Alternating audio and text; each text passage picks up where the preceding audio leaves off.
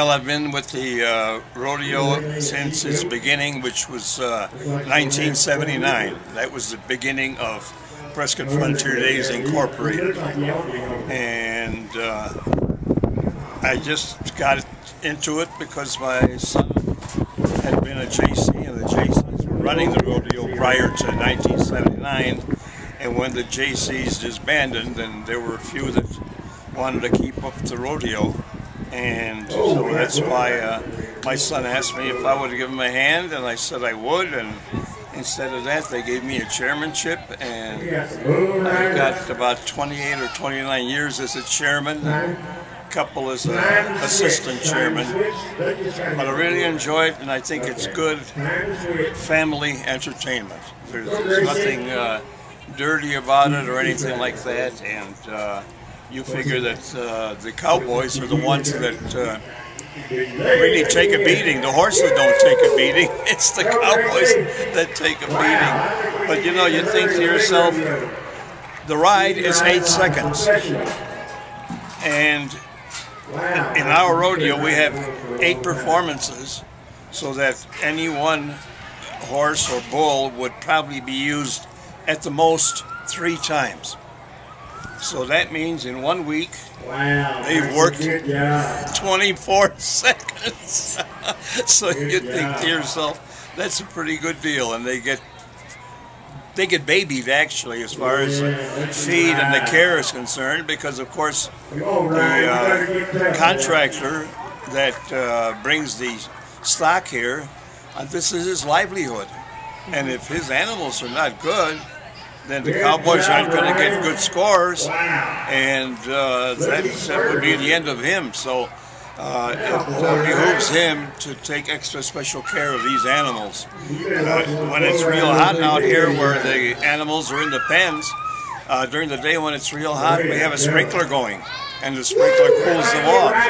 So, you know, they're kept in real good condition. Now, you mentioned that it's clean, but last year wasn't very clean. It was muddy. Boy, that was terrible. When it rains and the arena is all mud, then it's certainly, well, it's fun for the spectators, because they enjoy seeing the cowboys. If they get bucked off, then they get right into the mud. And same thing with the steer wrestlers. They get loaded down into the mud there, so the people enjoy it. So, and we don't postpone the rodeo, regardless of the weather. It pours. We had 1 year where it poured every day of the rodeo except the last day. And the funny thing about it is, it rained here, but it didn't rain downtown on the plaza. We had all the rain, and not the plaza. So people, and at that time, we didn't have advanced ticket sales. All we had was day-to-day ticket sales. Well, of course, people that saw that it was raining, they figured, oh, I'm not going to go because there won't be a rodeo. Well, there was. So we learned a lesson from that also.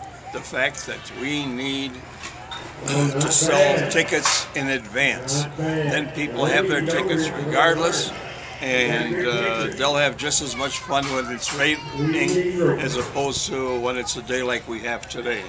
Beautiful day. What is your favorite rodeo memory?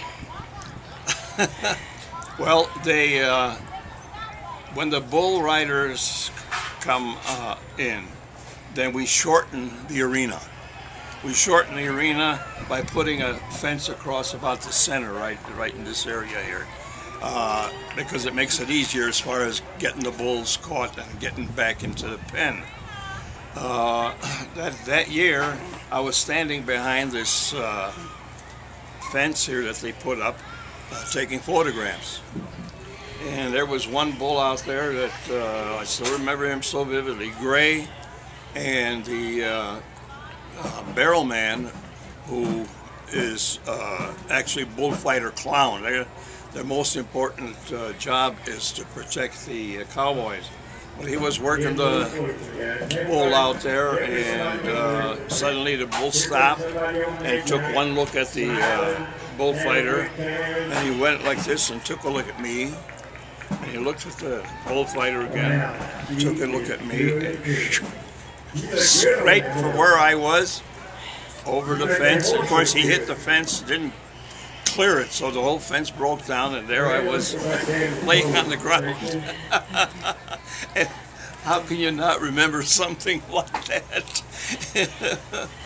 Yeah, oh boy, and people came running up to me if I was okay, and as it turned out, I was fine, but that was quite an experience. So if anybody asked me if I ever rode any bulls, I'd say no, but the bull almost rode me.